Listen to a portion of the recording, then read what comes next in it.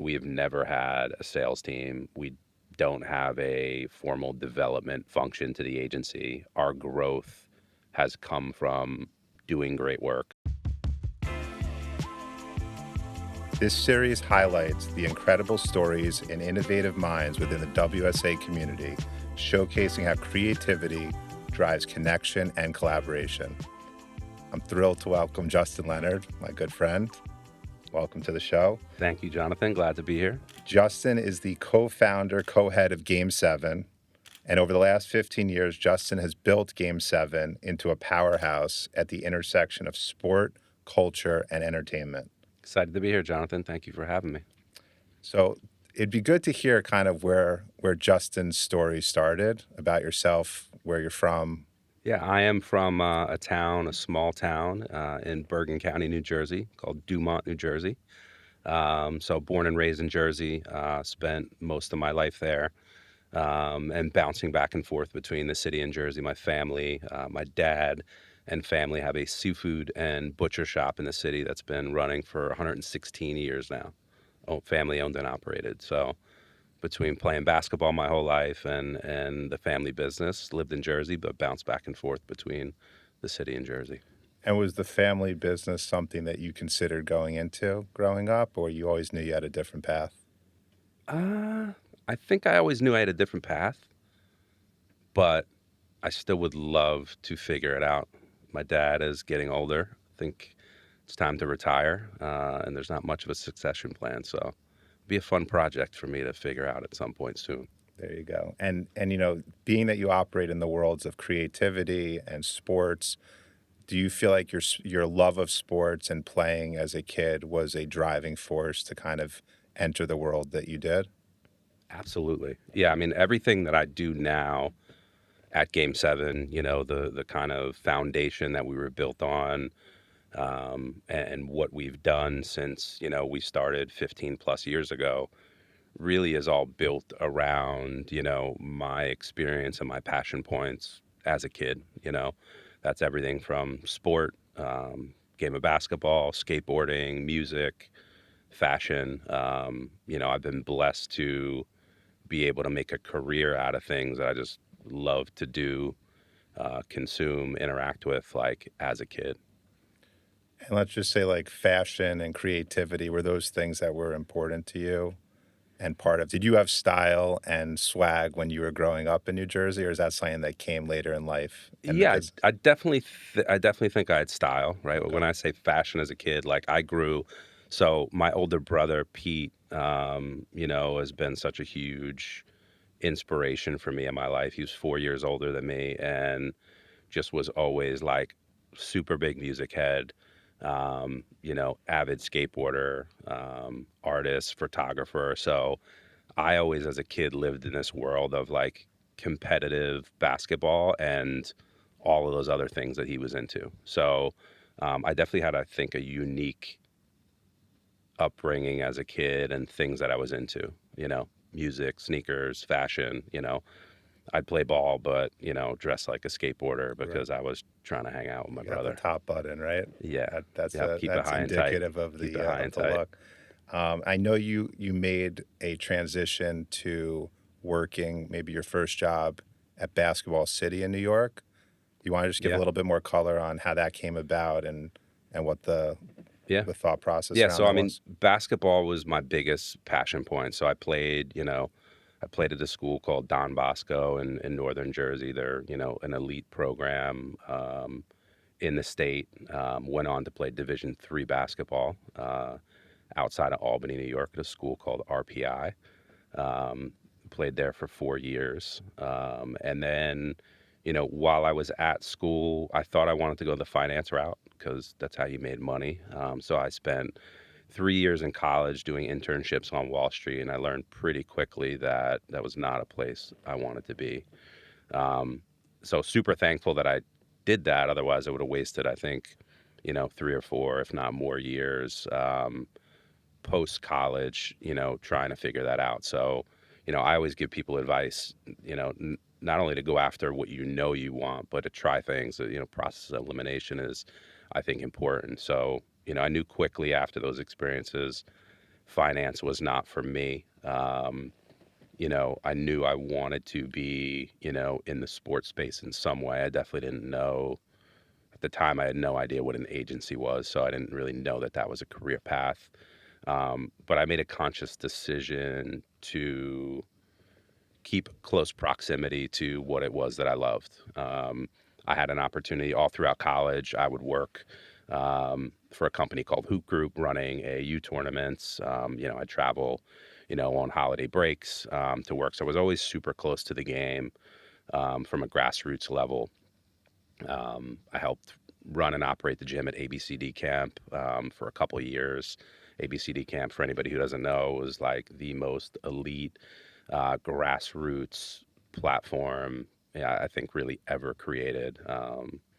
Every top athlete used to come there to play in the summer. So I was always around the game at a high level, always around kind of movers and shakers and gatekeepers to the game. So during that time, I realized that there was a business around the game that was interesting. But at the time, I did not know about, I think, the creative side of the game and the sport. And then also that some of those other things that were passion points for me could be driving forces in building and creating a business.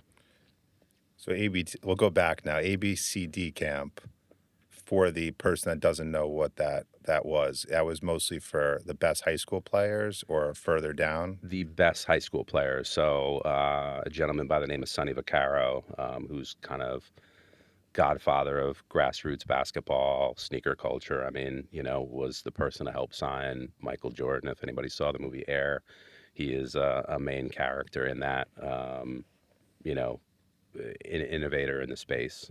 So he ran that program.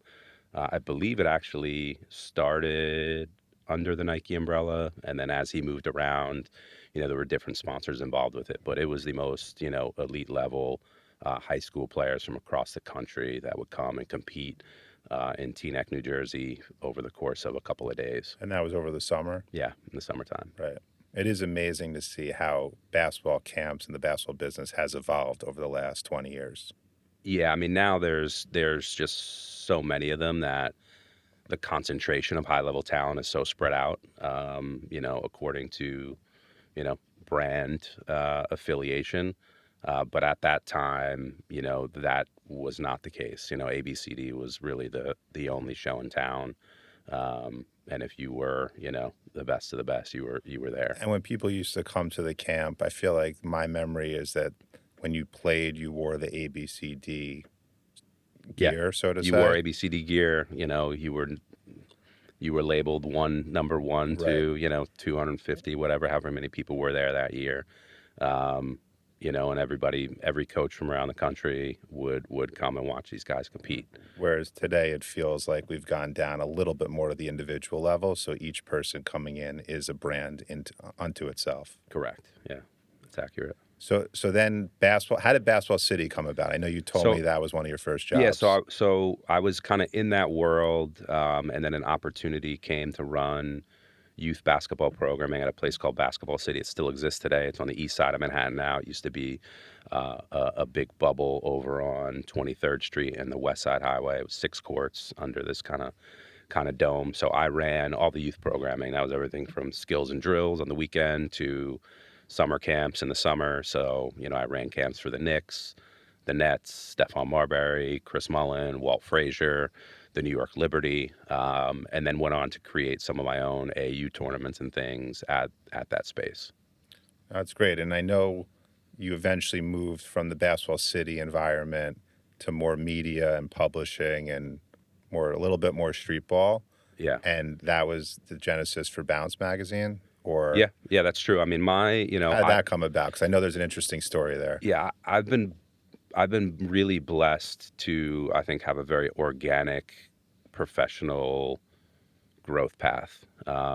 Again, at the time, I didn't really know about the agency world and the agency business.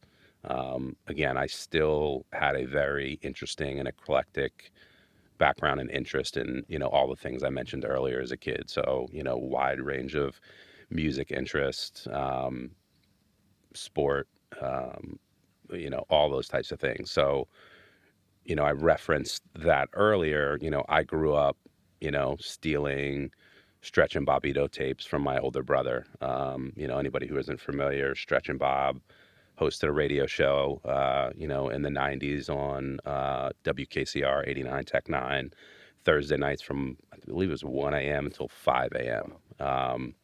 And Bob and Stretch are icons in the game. Uh, and again, I grew up, my brother would stay up, record the show, go late to school on Friday, probably get a detention or two. And at that time, after 2 or 3 days of him, they would record the show, listen to it. And after about 2 or 3 days, it would loosen up enough where I could, get my hands on the tape and take it and listen to it myself. So I grew up kind of idolizing Stretch and Bob, and was a big fan of all the music that was, all the acts that were broken on their show. I mean, they're responsible for breaking, Nas, Wu-Tang, Big L, Jay-Z, just to name a few. So again, at that time as a kid, I lived in that hardcore basketball world, skate world, music world, kind of again through my brother. So while I was at Basketball City, one day, Bobbito, I was on the weekends when I worked, there was nobody at the front desk. So I'd kind of play receptionist slash, director of the youth programs. And one day the door opened and Bobbito came through, and wanted a job. Not a job. He had a job. Um, he's obviously a very accomplished figure in the game. But he loves, if anybody knows Bob, he loves basketball to this day. So he came through and was just like, yo, I want to work with some kids. Like, I love who, obviously knew who he was. So I introduced myself. I probably geeked out a little bit in my head, but that's where my relationship started with Bob. He used to coach a ball handling station at my Sunday morning skills and drills. Wow. So I got super tight with Bob.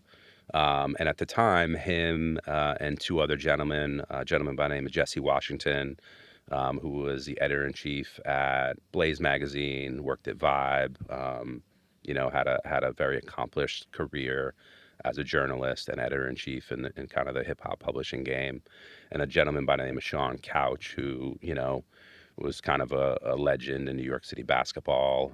Him and his father, his family comes from like a long line of kind of basketball royalty in New York. So at the time, they were in the early stages of ideating a magazine called Bounce. At the time, this was probably 2002. Playground basketball culture was commercialized at the highest level, peak of And One, mixtape, Nike Battlegrounds, all those things of the such. And, if you look at that, all of those things were derived from and inspired by like playground basketball at its core. So these guys wanted to create a magazine that kind of paid tribute to playground basketball, the place where, all of these trends and styles were birthed from, and where, really the game in its purest form is played to this day. So at the time, it was kind of an idea in their head. I was always around. Bob, Sean, and Jesse are all kind of creatives and writers. And I just kind of raised my hand and said, hey, is there any plan for like the business of the magazine? Is there anybody that's going to run or publish the magazine? And they said, no, but do you want to? So that was kind of my entry point into the world that I am in today. So, I kind of immersed myself in the magazine. Luckily, through basketball, I had a pretty good network of people that worked in the publishing game and worked on the brand side, brands that would advertise in these magazines. So I kind of took it upon myself to, learn the game. I stole a rate card from my buddy at Slam. I talked to dudes at brands that advertised at these magazines. And I just kind of reverse engineered what, magazines like Slam and Vibe and The Source were doing, just down at the lowest level, of Bounce. And luckily for me, I had exposure to great people and good information. I kind of had the hustle to figure it out. And I had a collection of people that the world cared about deeply. Bobito, anytime, as the publisher of the magazine, I could get any meeting in the world, when I dropped Bobito's name. So like very quickly, I'm out in Portland meeting with John Jay at Wieden Kennedy, who's, a goat in the game. And this is as somebody who knows nothing about publishing, really creativity yet, or the business. So I was blessed to be able to work with those guys, and I think get exposure and access to like amazing people, amazing opportunities, and a lot of information that thankfully I was able to build on. Right. And those guys come from really the New York street ball environment. Was that at least Babito does, right? Correct? Yeah, From what I Bob know? does. So like, when Bob was DJing at and had his record label, and he wrote, Bob's really responsible, I think, in large part for birthing the modern day sneaker culture, right? He had a column in Vibe magazine about sneaker culture. So he's kind of a godfather of that. So beyond, and he also played ball. So, when you listen to his radio show, he talk about, I have a game at Hunter College tomorrow. I got a game at the Cage at West Fourth. Most people would probably, go over their head, but like I knew he was a ball player. So, he really opened those doors. And then again, Sean Couch was, hardcore, basketball family from New York. And Jesse Hooper played Division I ball, but was on a lot more of the editorial side of things. Got it. But was it more of a New York City street ball centric magazine Yeah, I mean out of the gate? the first issue was like a pocket size magazine. Bob was actually on the cover, and really the main content of the magazine was ranking the tournaments, all the summer tournaments in New York. It's kind of like a top 25. There's a couple other stories about sneakers and figureheads in the grassroots basketball game, but it was a pocket-sized magazine that we gave out for free at the start. So again, really quickly at the time, again, you had and one out there, you had a Nike Battlegrounds, but like sneaker culture within basketball was not really what it is today. You have magazines like Franchise now that are a lot more a blend of like art, basketball, culture, creative. They're doing it at a really high level. But that was really the formula at Bounce at the day. So we were well ahead of our time. And I think brands and creatives that knew anything knew that we were doing the coolest shit out there, even though we were small and niche and from New York. Mm-hmm. So pretty quickly we went from like a pocket size magazine in New York to covering grassroots and playground basketball nationally. Was able to build a distribution network for the magazine. We started to charge for it. We started to be able to get real advertisers in the magazine. Nike came on as the first advertiser. And bought, again, all things I learned. Cover 2, page 1 is like, cover 4 on the back are like the primetime spots that you could sell at a premium. And we were blessed again, through Bob and his connections to Nike. And, I think the product we were creating, Nike was on board as the first advertiser really early on. And once that happens, everybody else kind of follows. So we were able to build a real business pretty quickly. It was small, but it was real. And at that point, it was like, all right, how do we build and scale this and grow it? And that was really what I focused on. And how many years did Bounce did you kind of run the magazine for? I probably published Bounce for 6 or 7 years. Okay. And the work we did there again is what led to like the next step, kind of like the agency side of the business, because of our proximity to the grassroots game of basketball, and because of our focus on like all of the elements of the game, not only like the technical side of the game, but the playground environment, the different cities, the sneaker culture, the creative side of the business. We kind of built a consulting, organically, this kind of consulting arm to the business started to happen where, the Wieden Kennedys of the world, or the Spike DDBs would come to us to consult, whether it be focus groups, they might be launching a new campaign for the Nike Air Force One, and wanted insights from the right people in New York. So it was during that time that I realized like there is big opportunity here to start to take some of the connections we've built and the knowledge we have and the ideas we have, and that was a business in and of itself. Um, And is that what ultimately was the impetus for the launch of Game 7?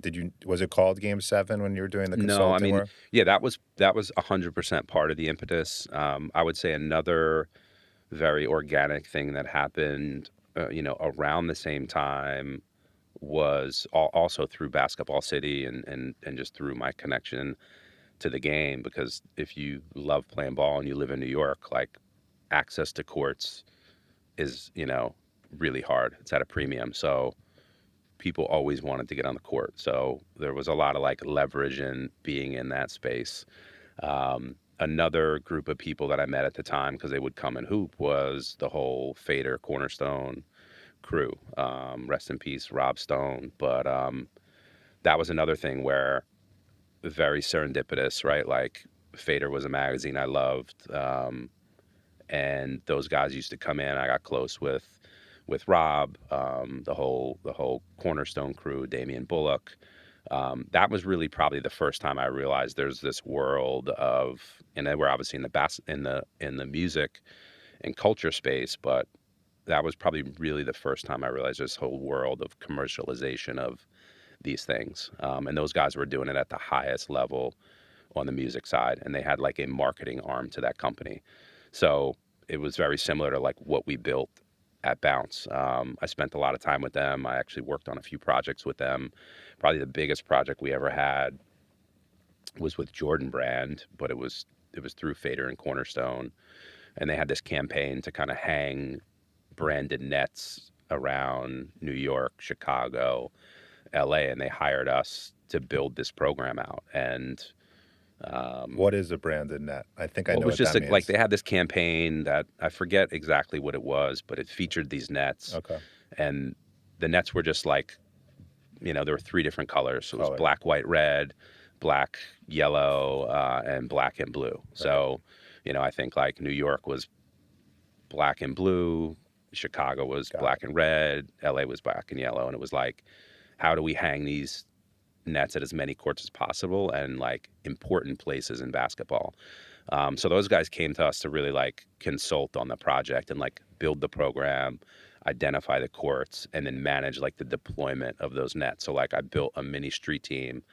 Um, and at the time we ended up, I mean, I forget what we charged for it, but it was, exponentially bigger than any other piece of business or ad we ever sold at Bounce. And I think that was the first time where my eyes were open to kind of the opportunity, on that side of the business and the value that we brought to the table. Um, and also like, again, Fader and Cornerstone were doing the coolest shit, but it also kind of shined the light on the fact that, you have a brand like Jordan, and Jordan Basketball, who's going to kind of a music magazine just because they were the cooler people around, Mhm. right? They had a level of taste and a level of execution that, was best in class. So that was really an inspiration too, to really build that in the basketball space, because there was nobody that did it. You either went to them or you went to a larger marketing agency that, again, really didn't have the authenticity, the connections, the insights in the space that, brands like Nike and Jordan value, because that's why they are who they are, right? They do things the right way. So the combination of those two things were really kind of the driving force behind the evolution of Bounce into, the agency space. And Game 7 was a business co-founded by you and your brother Matt. Yeah. Yep. And if I heard the story correctly, from a real bootstrapping Yeah. standpoint, Matt came from the finance world and maybe had a little bit more money or more credit Yeah. and was even nice enough to lend you or let you use his Amex card, if I heard it correctly. That is absolutely correct. Okay. So, I always wanted to do my own thing. I spent a lot of time kind of building things, being on some level a part of some of those things, on some levels, just kind of helping build things for other people. Um, I had a very particular approach to my work, and it came to the point where it's time to kind of go off and do my own thing. It was an important step for me as an individual. Um, Matt is my younger brother, and at the time was in the finance space and was doing well for himself. I knew if I left, you know, some business would follow with me, but it wasn't guaranteed. So, you know, I didn't really build the business plan. I didn't, I said, I'm going to do this. I did it. Um, Matt gave me a couple bucks and his Amex card, and the rest is kind of history. And that goes back almost 15 years now. Yeah, yeah, yeah. And if you were describing the evolution of Game 7 from those early days to where it is today, like what do you feel like is the best way to describe what you started as and what you've become? Yeah, I mean, we really started as an agency that specialized in basketball in New York City. Um, but as I referenced earlier, I think like my personal interests that like shape who I am, the things I'm into, that it really like charted the path for growth of the agency. So we were blessed, and we've been blessed since we started the agency. Really, again, to things have been very organic. So we're lucky to have been really good at basketball in New York. We were lucky that basketball in New York to, a brand like Nike and Jordan are the North Star. So the fact that we were doing incredible work here in New York opened up a ton of doors for us. Everybody was like, who did that? Who did that? Game 7, you got to talk to them, right? So we went from being like basketball culture agency in New York to expanding well beyond New York. Chicago, LA, other markets, other categories. Started doing a ton of work with Nike sportswear.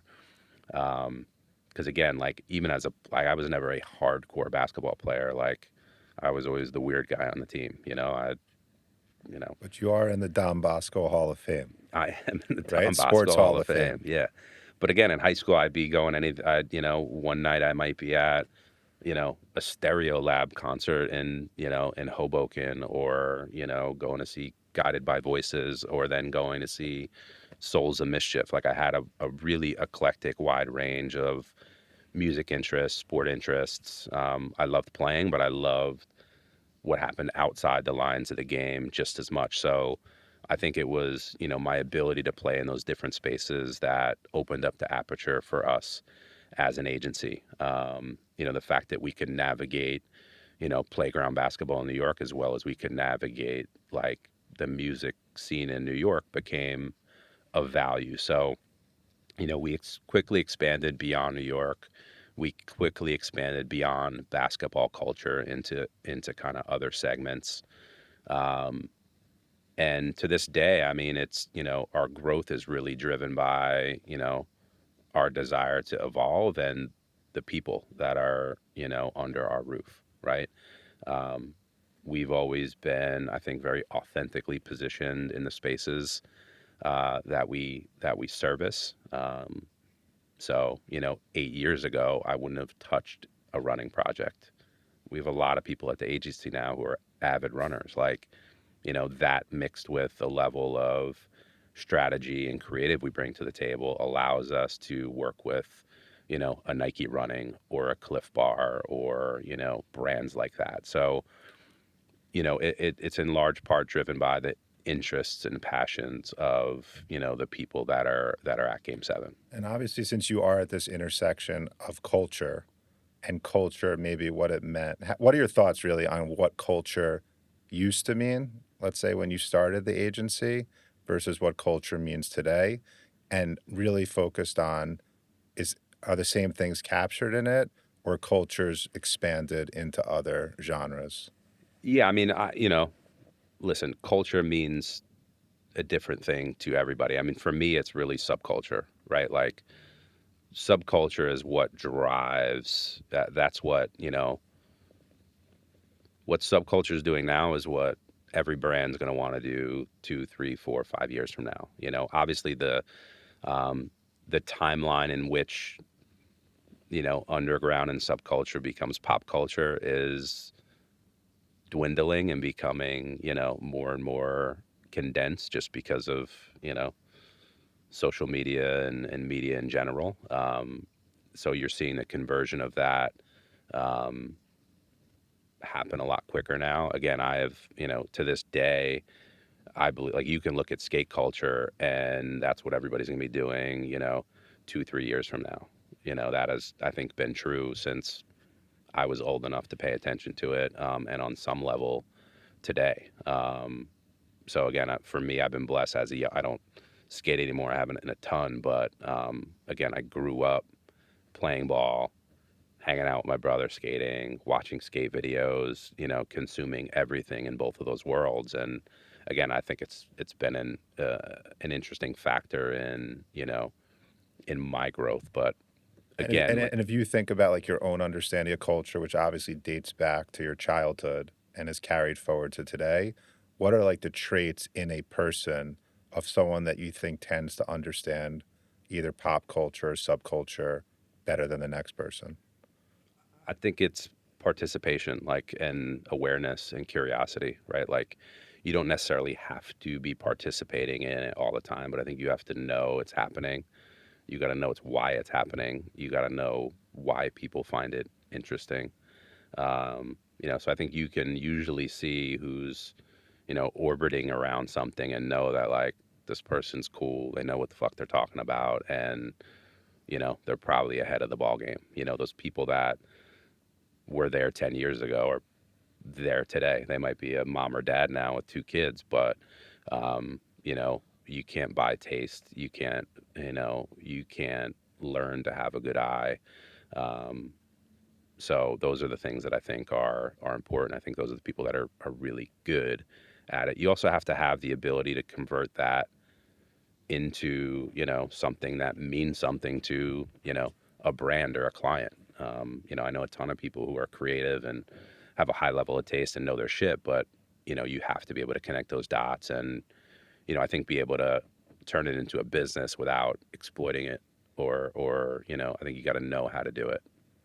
Right, you really bring culture to life. That's what a lot of these brands are turning to Game 7 to do, Yeah. right? They know you understand culture maybe differently or better than they do. Yeah. And A it's changed a ton, right? Like we, in our evolution as an agency, if you told me 10 years ago, we'd be, pitching for Rocket Mortgage business or working with Cliff Bar or, Saratoga Water, I'd tell you you're crazy, or State Farm.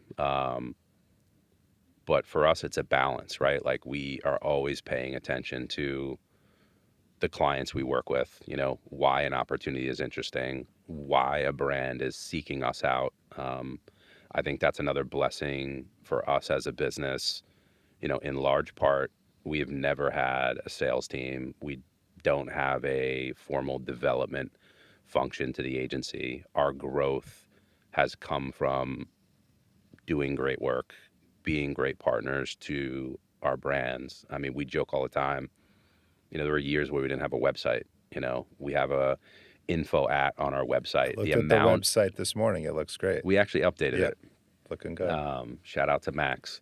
But we joke all the time. Our info at the amount of inbounds that we get from real business opportunities through our info at is insane, right? And I think that's a credit to all the people who work at the agency, the work we put out. People pay attention. They're like, "That's dope. Who did it? Oh, Game 7 did it. I want to work with them," right? Like, I think if you are in the brand space, you're probably only as good as the agency partners that you have. And when you've built this business, obviously, as you say, people were a big part of it. And I know the company has, a deep bullpen in New York and elsewhere. What do you look for even in someone joining the team in 2025? Is it they're filling a gap in the culture understanding you have? Are you going a little bit, is it age related and you want the younger perspective? How do you think about as you build the team out further? Yeah, I mean, there's no easy, clean answer to that. I think we have built an organization of, I think, first and foremost, great humans. I think the work we do is really difficult. So I think it has to be somebody that is a team player, is really down to collaborate, has a motor. Our business does not stop, right? Like we go until the job is done. So, I think there's some like personality traits that are must-haves to work not only in the agency space, but at Game Seven. Those are the things that I value a lot. I also try to, find a balance of people that maybe don't have the traditional experience in a creative or an agency environment. Again, another, I think, catalyst to me starting the agency was my exposure to some of the best agencies in the world. This is pre-starting the agency and being a part of conversations between brands and agencies where I would just be so blown away at the level of resistance that people on the agency side would have to like a concept that would come from somebody at a brand, like their client. Give them 100 reasons why it can't happen, or it shouldn't happen, or there's not enough time, or there's not enough money. And I'd just be like, this can happen. Like it can happen. It might have to happen a certain way, but like, I'll do it. Like I can do this. So like I always, and it's probably one of the biggest pet peeves for everybody who works for me, but like I legitimately think anything is possible. If there's a reason we're doing something, it's not because there's not enough money or not enough time. Maybe there's a client who's not the right fit, or something like that. But there is a way. So to me, I also value people that are relentless in trying to explore creative ways to bring great ideas to life. Like that is the name of the game in our business. And I think you also have to, be able to have a great understanding of what a client is looking for from you or us as an agency, right? There's, we talk about, we've been known for, our work in the culture space, but like as we grow, different clients want different levels of that, so being really aware of that and being able to deliver, things that are ambitious, that are different, but they have to work for the client, right? And sometimes our ideas are too big or too different or too scary, and we don't win the business, and that's fine as well. Right. But those are kind of the traits that I look for in people. I think you also have to be incredibly curious. I think you have to be ambitious and entrepreneurial. And you got to want to learn. I think, starting the agency, again, going from running youth basketball programs to publishing a magazine, like all those big, pivotal moments for me in my career were all with like zero experience and just a belief that like I can figure it out. And that either came from, just my confidence in myself, or that mixed with, the people I had around me at the time. But for us, to be honest with you, like every month we just executed a huge project out in Las Vegas for a Jordan brand, for the launch of Travis Scott's new shoe, during ComplexCon. It wasn't in ComplexCon, it was outside of it, but incredibly ambitious idea came together in a matter of 24 to 48 hours, and had about a week and a half to produce and execute it. So like I also think, again, one of our early on projects was a thing called Tournament of Champions, that we created for Nike basketball, and a simple concept, but they were looking for a big moment in the summertime for the brand. They sponsored a ton of tournaments, and sometimes the best ideas are really simple. And we were like, let's do an end of the year moment where we're bringing the winners from all of your, Nike tournaments together to like crown, a king of New York or a queen of New, like a tournament of champions, where somebody has those bragging rights. So that was one of the first projects we ever did, as an agency. And to this day is really kind of in the DNA of some of the main programs and platforms that the brand and we work on today. New York versus New York, it currently is today, which is elite level high school players representing the Nike parks playing throughout the summer. So um, all those are another one was about 5 or 6 years into the agency. We had kind of become known as an experiential agency, and even within that, had started to get boxed into like operational side of the business, which is never what the intention was. And we had a really hard time breaking out of that and getting opportunities on the creative side of the business. So after a couple years of just kind of fighting the good fight and not making any progress, we decided to launch a creative agency, give it its own brand, kind of a shop within the shop, hire, two young, really talented people that were dedicated to it.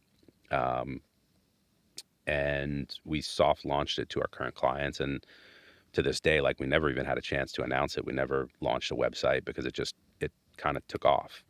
Um, so the making that decision was also a big moment for the agency. I think if you look at where we are today, we wouldn't be here if we didn't make that move. It totally changed the trajectory of us as an agency. And, you know, pre-COVID, I'd say we launched it a year and a half, 2 years prior to COVID. Um, Before that, we were pretty much all experiential. Uh, and within a 2 year period, the creative side of the business, which we, really define as strategy, design, campaign work, influencer, became about half of our overall revenue. Um, and then COVID hit, obviously, really difficult time for us. Half of our business went away overnight. Lost a lot of really great people we cared deeply about.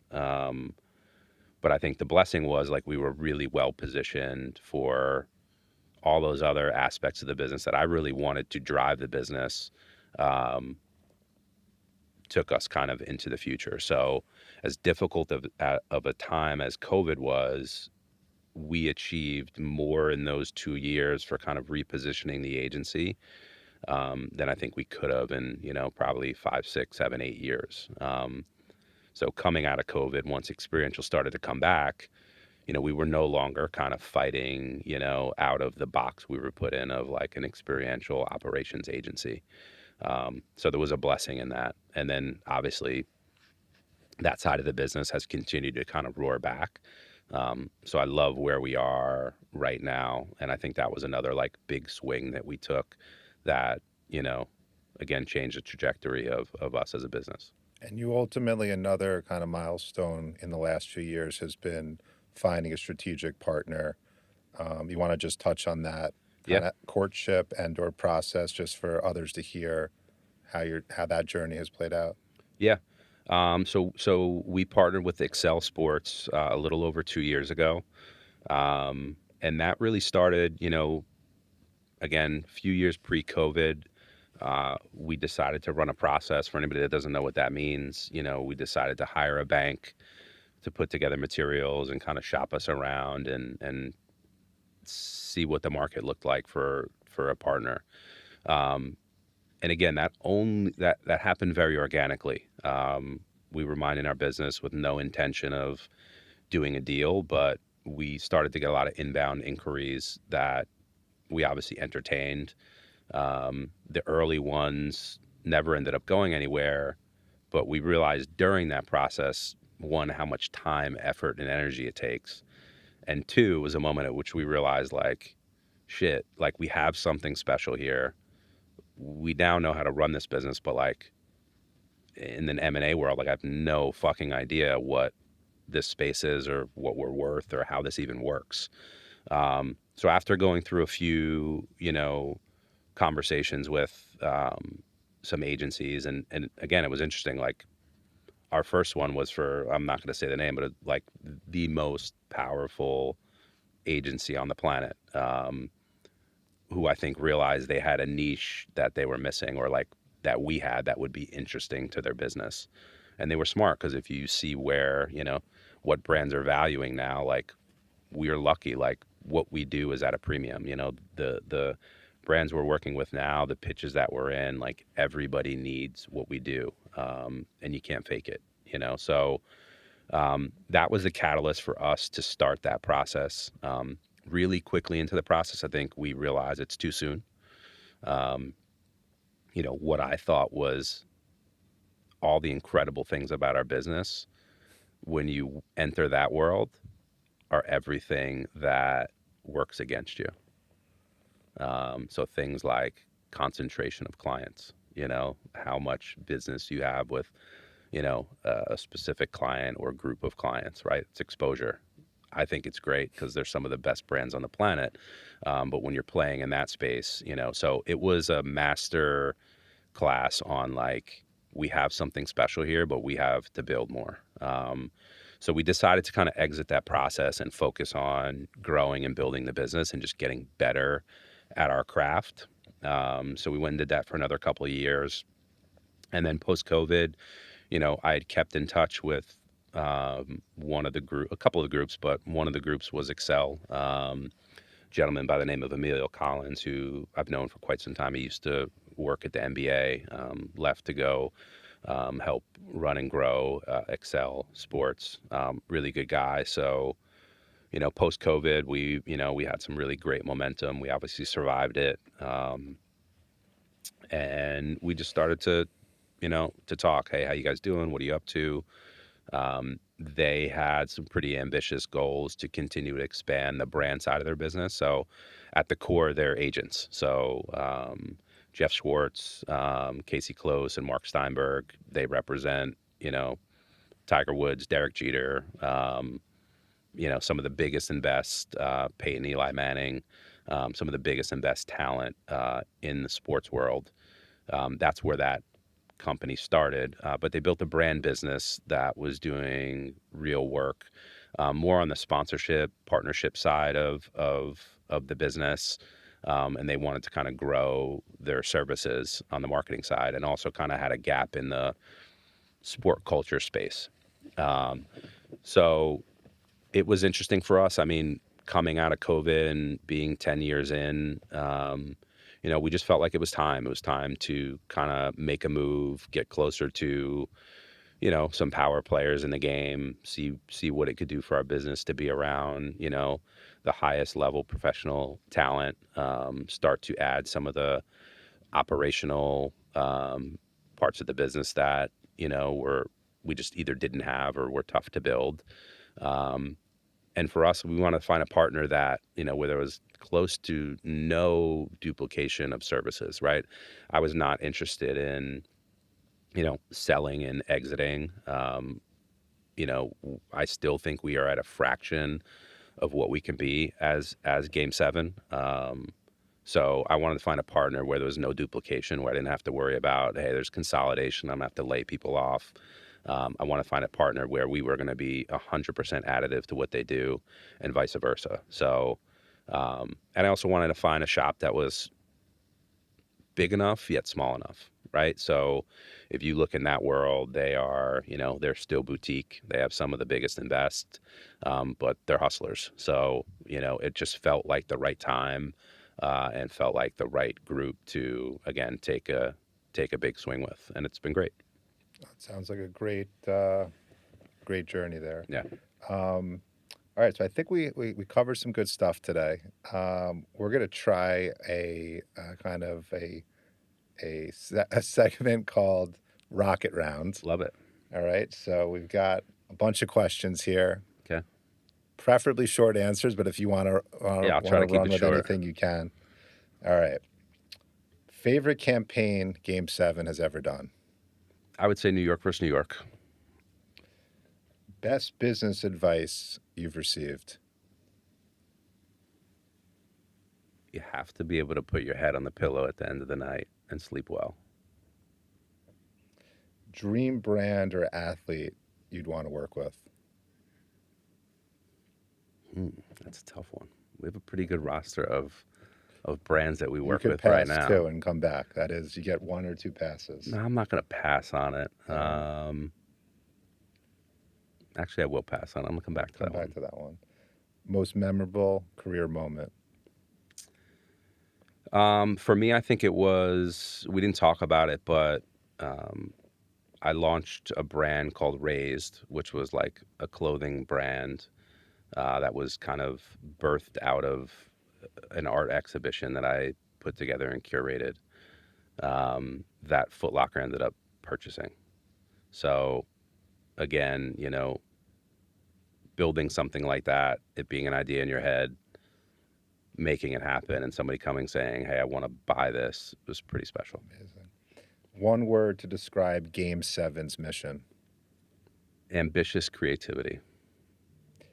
What's the best book or podcast you've recently listened to or enjoyed? Uh, Best book I've read recently is Unreasonable Hospitality. I forget the guy's name. The sh- Danny. No. no, it was a gentleman who worked for Danny Danny Meyer. Meyer. Got it. Great. But incredible book, and very although it is, I tie a lot of parallels between like culinary hospitality space and my business. So it's a great book. If you weren't running Game 7, which we expect you to be doing for a long time, what would Justin Leonard be doing? I think I would have my own pub, and I'd probably be bartending and cooking at the same time. Who's one person in history you would have loved to have had a conversation with? Sitting Bull.